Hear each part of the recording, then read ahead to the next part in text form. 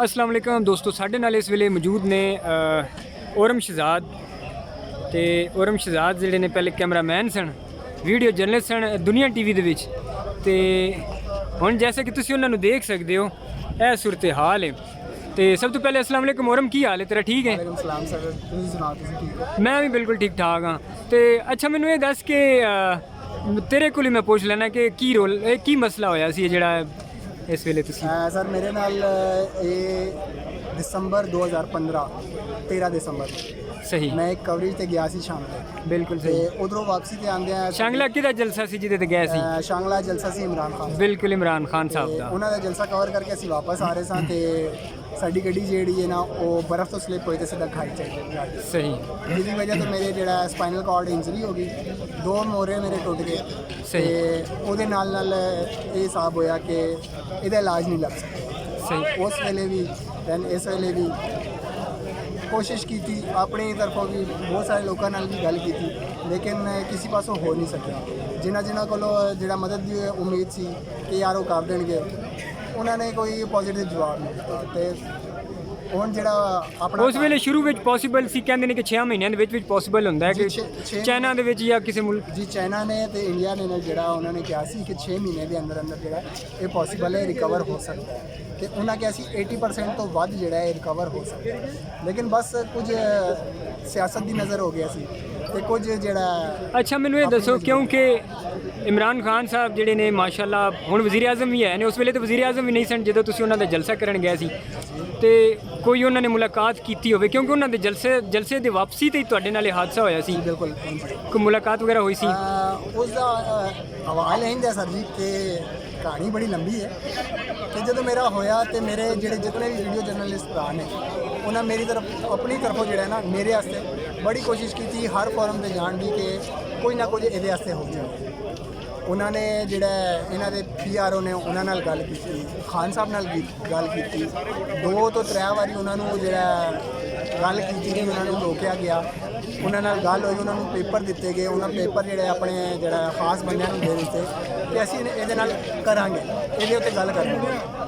ਇਹ ਹੋਇਆ ਇੰਜ ਕਿ ਉਹਨਾਂ ਜਿਹੜਾ ਨਾ ਤਕਰੀਬਨ ਕੋਈ ਹਫਤਾ ਡੇਢ ਹਫਤੇ ਬਾਅਦ ਜਵਾਬ ਦਿੱਤਾ ਜੀ ਹਾਲੇ ਸਾਡੇ ਕੋਲ ਇਕਤਦਾਰ ਹਾਲੇ ਸਾਡੇ ਹੱਥ 'ਚ ਕੁਝ ਵੀ ਨਹੀਂ, ਤੇ ਜਦੋਂ ਹੋਏਗਾ ਤੇ ਅਸੀਂ ਜ਼ਰੂਰ ਕਰਾਂਗੇ।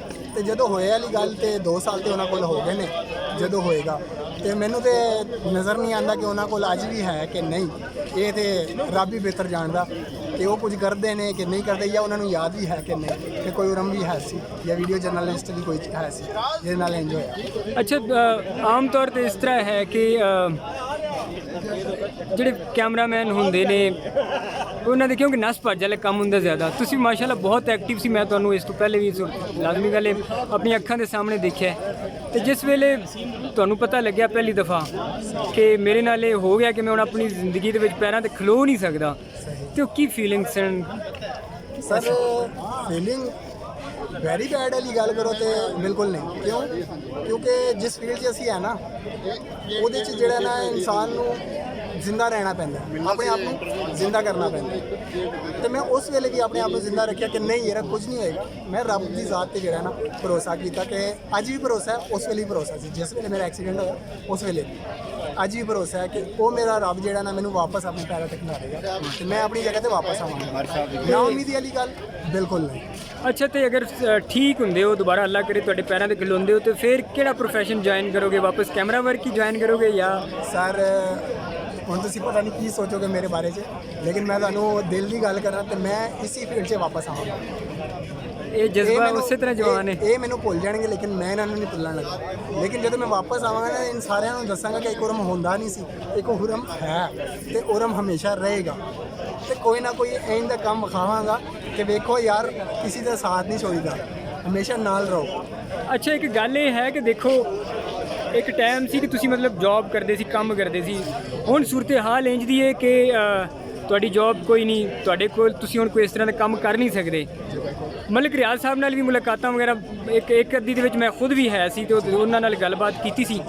ਤੇ ਅਫਸੋਸ ਦੇ ਨਾਲ ਕਿ ਜਿਹੜਾ ਮਾਮਲਾਤ ਅੱਗੇ ਨਹੀਂ ਜਾ ਸਕੇ, ਵਜ੍ਹਾ ਕੀ ਹੈ ਇਹ ਮੈਨੂੰ ਨਹੀਂ ਪਤਾ ਕਿ ਦਰਮਿਆਨ 'ਚ ਕੋਈ ਇੰਜ ਦੇ ਲੋਕ ਹੈ ਨੇ ਜਿਹੜੇ ਅੱਗੇ ਜਾਣ ਨਹੀਂ ਦਿੰਦੇ। ਤੇ ਹੁਣ ਫਰਜ਼ ਕਰੋ ਕਿ ਦੇਖੋ ਕੋਈ ਇਸ ਤਰ੍ਹਾਂ ਦਾ ਅਗਰ ਕੰਮ ਹੋਵੇ ਤੇ ਇਹਨਾਂ ਨੂੰ ਨਹੀਂ ਚਾਹੀਦਾ ਕਿ ਇਮਰਾਨ ਖਾਨ ਸਾਹਿਬ ਹੁਣ ਗਵਰਨਮੈਂਟ ਦੇ ਵਿੱਚ ਹੈ ਨੇ, ਕੋਈ ਇਸ ਤਰ੍ਹਾਂ ਦਾ ਬਿਜ਼ਨਸ ਸਟਾਰਟ ਕਰਵਾ ਦੇਣ, ਤੁਹਾਨੂੰ ਕੋਈ ਕੰਮ ਸ਼ੁਰੂ ਕਰਵਾ ਦੇਣ ਗਵਰਨਮੈਂਟ ਦੇ ਕੋਲ, ਜਿਹੜਾ ਕੋਈ ਪੋਸੀਬਲ ਹੈ ਕਿ ਕਮ ਸੇ ਕਮ ਤੁਹਾਡਾ ਇੱਕ ਰੋਜ਼ਗਾਰ ਚੱਲ ਜਾਏ। ਸਰ ਤੁਸੀਂ ਗੱਲ ਬੜੀ ਚੰਗੀ ਕੀਤੀ ਕਿ ਇਮਰਾਨ ਖਾਨ ਸਾਹਿਬ ਨਾਲ ਗੱਲ ਹੋ ਜਾਵੇ ਜਾਂ ਉਹ ਜਿਹੜਾ ਹੈ ਮੇਰੇ ਮਾਮਲੇ ਤੇ ਕੋਈ ਸਟੈਂਡ ਹੈ। ਤੇ ਮੈਂ ਜਿਹੜੀ ਦਿਲ ਦੀ ਗੱਲ ਸੱਚੀ ਕਰਾਂ ਨਾ, ਤੇ ਮੇਰੀ ਸੋਚ ਹੈ ਕਿ ਮੇਰੀ ਗੱਲ ਉਹਨਾਂ ਤੱਕ, ਇਹ ਜਿਹੜੇ 5 ਸਾਲ ਉਹਨਾਂ ਨੂੰ ਲੱਭੇ ਨਾ, ਉਹਨਾਂ ਤੱਕ ਨਹੀਂ ਪਹੁੰਚ ਸਕਦੀ। ਕਿਉਂ? ਕਿਉਂਕਿ ਉਹਨਾਂ ਦੇ ਆਪਣੇ ਮਾਮਲਾਤ ਨਹੀਂ ਮੁੱਕਦੇ। ਤੇ ਦੂਜਾ ਮੇਰੇ ਜਿਹੜਾ ਉਹ ਕੋਈ ਕਾਰੋਬਾਰ ਦੀ ਗੱਲ ਆ ਗਈ ਤੇ ਇਹ ਆ ਗਿਆ ਸਰ ਜੀ, ਸਾਡੇ ਮੀਡੀਆ ਦਾ ਉਹ ਹਾਲ ਹੋ ਗਿਆ ਨਾ ਇਹਨਾਂ ਦੀ ਹਕੂਮਤ ਤੋਂ ਬਾਅਦ ਕਿ ਜਿਹੜੇ ਕੰਮ ਕਰਦੇ ਸਨ ਨਾ ਉਹ ਵੀ ਵਿਚਾਰੇ ਘਰ ਬੈਠ ਗਏ। ਇਹਨਾਂ ਤੋਂ ਮੈਂ ਕੀ ਉਮੀਦ ਰੱਖਾਂ, ਤੁਸੀਂ ਆਪ ਸੋਚ ਸਕਦੇ ਹੋ।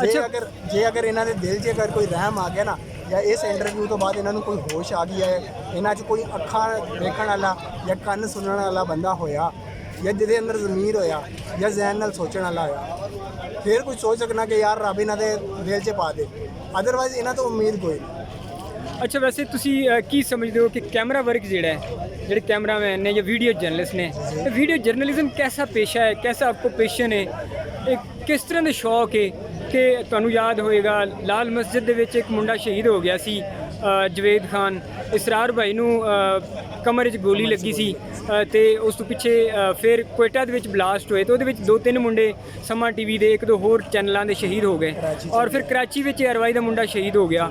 ਤੇ ਇਸੇ ਤਰ੍ਹਾਂ ਤੁਹਾਨੂੰ ਆਪ ਨੂੰ ਵੀ ਇੱਕ ਹਾਦਸਾ ਹੋਇਆ, ਲੇਕਿਨ ਇਹ ਕਿਸ ਤਰ੍ਹਾਂ ਦਾ ਸ਼ੌਕ ਹੈ ਜਿਹੜਾ ਖਤਮ ਹੀ ਨਹੀਂ ਹੁੰਦਾ। ਲੋਕ ਕੈਮਰਾਮੈਨ ਜਿਹੜੇ ਨੇ ਉਹ ਕੋਈ ਪਾਗਲਾਂ ਵਾਲਾ ਸ਼ੌਕ ਨਹੀਂ ਹੈ ਕਿ ਫਿਰ ਵੀ ਇਸੇ ਫੀਲਡ 'ਚ ਆਉਂਦੇ ਨੇ। ਸਰ ਜਨੂਨ, ਇਹ ਜਨੂਨ ਹੈ। ਇਹ ਜਿਹਨੂੰ ਇੱਕ ਵਾਰੀ ਚਸਕਾ ਪੈ ਜਾਏ ਨਾ ਤੇ ਸਮਝ ਲਓ ਉਹ ਦੁਨੀਆ ਭੁੱਲ ਜਾਂਦਾ ਤੇ ਬਸ ਇਸ ਫੀਲਡ 'ਚ ਲੱਗ ਜਾਂਦਾ। ਉਹਨਾਂ ਨੂੰ ਘਰ ਵੀ ਨਾ ਜਾਣਦਾ ਨਾ ਤੁਸੀਂ, ਤੇ ਉਹ ਬੜੀ ਸ਼ੌਕ ਨਾਲ ਜਿਹੜੇ ਨਾ ਇੱਥੇ ਹੀ ਰਹਿ ਲੈਣਗੇ, ਭਾਵੇਂ ਹਫਤਾ ਨਾ ਜਾਣ ਦਿਓ, ਭਾਵੇਂ ਮਹੀਨਾ ਨਾ ਜਾਣ ਦਿਓ। ਉਹ ਆਪਣੇ ਕੰਮ ਨਾਲ ਪਤਾ ਨਹੀਂ ਕੀ ਪੈਸ਼ਨ ਸਮਝਦੇ ਇਹਨੂੰ ਪਤਾ ਨਹੀਂ ਉਹ ਸਿਰ ਤੇ ਬਿਠਾ ਕੇ ਰੱਖਾ ਹੋਇਆ ਇਹਨਾਂ ਨੇ। ਹਾਲਾਂਕਿ ਉਹਨਾਂ ਨਾਲ ਇੰਨੀ ਬੁਰੀ ਹੁੰਦੀ ਹੈ ਕਿੰਨਾ ਟਾਈਮ ਉਹਨਾਂ ਨੂੰ ਰੋਟੀ ਨਹੀਂ ਲੱਭਦੀ। ਰੋਡ ਤੇ ਉਹ ਖਲੋਤੇ ਰਹਿੰਦੇ ਆ, ਧੁੱਪਾਂ 'ਚ ਉਹ ਸੜਦੇ ਆ, ਸੋਟੀਆਂ ਉਹ ਖਾਂਦੇ ਨੇ, ਆਂਸੂ ਗੈਸ ਉਹ ਖਾਂਦੇ ਨੇ, ਬੰਬ ਬਲਾਸਟਾਂ ਦੇ ਅੱਗੇ ਹੁੰਦੇ ਨੇ, ਬਾਰਿਸ਼ਾਂ ਦੇ ਵਿੱਚ ਕੰਮ ਉਹ ਕਰਦੇ ਨੇ। ਲੋਕੀ ਜਿਹੜਾ ਨਾ ਪਿੱਛੇ ਨੂੰ ਦੌੜਦੇ ਆ ਤੇ ਇਹਨਾਂ ਦਾ ਕੰਮ ਹੈ ਅੱਗੇ ਨੂੰ ਦੌੜਨਾ। ਜਿੱਥੇ ਖਤਰਾ ਉੱਥੇ ਦੌੜਨਾ ਇਹਨਾਂ ਦਾ ਕੰਮ, ਲੇਕਿਨ ਫਿਰ ਵੀ ਮੰਨਦੇ ਨਹੀਂ। ਪਤਾ ਨਹੀਂ ਕੀ ਲੋਕ ਨੇ ਤੇ ਕੀ ਕਰਨਗੇ, ਨਹੀਂ ਸਮਝ ਆ ਰਹੀ। ਔਰ ਇਸ ਦੇ ਬਾਵਜੂਦ ਮਜ਼ੀਦ ਕਿਉਂਕਿ ਪੈਸ਼ਨ ਹੈ, ਇਹ ਜਨੂਨ ਹੈ ਔਰ ਇਹਦੇ ਵਿੱਚ ਮਜ਼ੀਦ ਲੋਕ ਅੱਗੇ ਆਉਣਗੇ। ਅੱਛਾ, ਕੋਈ ਹੋਰ ਕੋਈ ਪੈਗਾਮ ਦਿਓਗੇ ਆਪਣੇ ਨਵੇਂ ਆਉਣ ਵਾਲੇ ਮੁੰਡਿਆਂ ਨੂੰ ਜਾਂ ਫਿਰ ਜਿਹੜੇ ਸ਼ੌਕ ਰੱਖਦੇ ਨੇ ਉਹਨਾਂ ਨੂੰ? ਸਰ ਪੈਗਾਮ ਦੋ ਕਿਸਮ ਦਾ ਦੇ ਸਕਦਾ, ਇਹਦੇ ਵੀ ਦੋ ਕਿਸਮ ਦੇ। ਇੱਕ, ਜਦੋਂ ਵੀ ਤੁਸੀਂ ਆਓ ਨਾ ਕੰਮ ਕਰਨ ਤੇ ਕੰਮ ਨੂੰ ਬੋਝ ਨਾ ਸਮਝੋ। ਵਜ੍ਹਾ ਕਿਉਂਕਿ ਕੰਮ ਹੈ ਤੇ ਤੁਸੀਂ ਹੋ। ਜਦੋਂ ਤੁਹਾਡਾ ਨਾਂ ਹੋਣਾ ਤਾਂ ਇਸੇ ਕੰਮ ਤੋਂ ਹੋਣਾ, ਹੋਰ ਕਿਸੇ ਚੀਜ਼ ਤੋਂ। ਤੇ ਦੂਜਾ ਪੈਗਾਮ ਇਹ ਕਿ ਜਦੋਂ ਵੀ ਤੁਸੀਂ ਕੰਮ ਤੇ ਜਾਓ ਨਾ ਤੇ ਇਹ ਯਾਦ ਰੱਖਿਓ, ਨੌਕਰੀ ਤੇ ਹੈ ਹੀ ਹੈ, ਲੇਕਿਨ ਪਿੱਛੇ ਉਹ ਘਰ ਵਾਲੇ ਜ਼ਰੂਰ ਨੇ ਜਿਨ੍ਹਾਂ ਨੇ ਜੰਮਿਆ ਤੇ ਜਿਨ੍ਹਾਂ ਨਾਲ ਰਹਿ ਰਹੇ ਹੋ, ਜਾਂ ਜਿਨ੍ਹਾਂ ਨੂੰ ਤੁਸੀਂ ਜੰਮਿਆ, ਉਹਨਾਂ ਦਾ ਵੀ ਖਿਆਲ ਲਾਜ਼ਮੀ ਕਰਨਾ। ਬਹੁਤ ਵਧੀਆ ਗੱਲ ਕੀਤੀ ਔਰਮ। ਔਰ ਮਾਸ਼ਾਅੱਲਾ ਜਿਸ ਤਰ੍ਹਾਂ ਪਿੱਛੇ ਲੋਕ ਖਲੋਤੇ ਨੇ ਆਪਣੇ ਪੈਰਾਂ ਦੇ ਉੱਤੇ, ਇਸੇ ਤਰ੍ਹਾਂ ਔਰਮ ਭਾਈ ਵੀ ਆਪਣੇ 2 ਸਾਲ ਪਹਿਲੇ 3 ਸਾਲ ਪਹਿਲੇ ਆਪਣੇ ਪੈਰਾਂ ਦੇ ਉੱਤੇ ਇਸੇ ਤਰ੍ਹਾਂ ਮਾਸ਼ਾਅੱਲਾ ਖਲੋਤੇ ਹੁੰਦੇ ਸਨ ਔਰ ਇਮਰਾਨ ਖਾਨ ਸਾਹਿਬ ਦਾ ਜਲਸਾ ਕਰਕੇ ਵਾਪਸ ਆ ਰਹੇ ਸਨ ਔਰ ਫਿਰ ਹਾਦਸਾ ਪੇਸ਼ ਆ ਗਿਆ। ਔਰ ਇਹ ਤਬਦੀਲੀ ਸਰਕਾਰ ਨੂੰ ਅੱਲਾ ਜਾਣੇ ਕਿਉਂ ਨਹੀਂ ਨਜ਼ਰ ਆਉਂਦੇ। ਚਾਹੀਦਾ ਤੇ ਹੈ ਕਿ ਇਮਰਾਨ ਖਾਨ ਸਾਹਿਬ ਜਿਹੜੇ ਨੇ ਇਸ ਹਵਾਲੇ ਨਾਲ ਨੋਟਿਸ ਲੈਣ। ਉਸਮਾਨ ਗੁਜ਼ਾਰ ਸਾਹਿਬ ਜਿਹੜੇ ਨੇ ਪੰਜਾਬ ਦੇ CM ਨੇ, ਇਸ ਹਵਾਲੇ ਨਾਲ ਕੋਈ ਨਾ ਕੋਈ ਐਕਸ਼ਨ ਲੈਣ, ਲੇਕਿਨ ਰੱਬ ਜਾਣੇ ਕਿਉਂ ਨਹੀਂ ਲੈਂਦੇ। ਔਰ ਇਹਦੇ ਲਈ ਬਿਹਤਰ ਇਹ ਹੈ ਕਿ ਔਰਮ ਨੂੰ ਕੋਈ ਅੱਛਾ ਜਿਹਾ ਬਿਜ਼ਨਸ ਕਰਾਇਆ ਜਾਏ, ਕੋਈ ਅੱਛੀ ਜਿਹੀ ਸ਼ੌਪ ਕੋਈ ਇਸ ਤਰ੍ਹਾਂ ਦਾ ਕਰਵਾਇਆ ਜਾਏ ਜਿਹੜਾ ਉਹ ਈਜ਼ੀਲੀ ਕਰ ਸਕਣ। ਤੇ ਔਰਮ ਤੁਹਾਡੇ ਲਈ ਬਹੁਤ ਦੁਆਵਾਂ ਨੇ, ਅੱਲਾ ਕਰੇ ਕਿ ਤੁਸੀਂ ਵਾਪਸ ਆਪਣੇ ਕਦਮਾਂ ਦੇ ਉੱਤੇ ਟੁਰੋ ਔਰ ਅੱਲਾ ਪਾਕ ਤੁਹਾਨੂੰ ਸਿਹਤ ਦੇਵੇ। ਬਹੁਤ ਮਿਹਰਬਾਨੀ।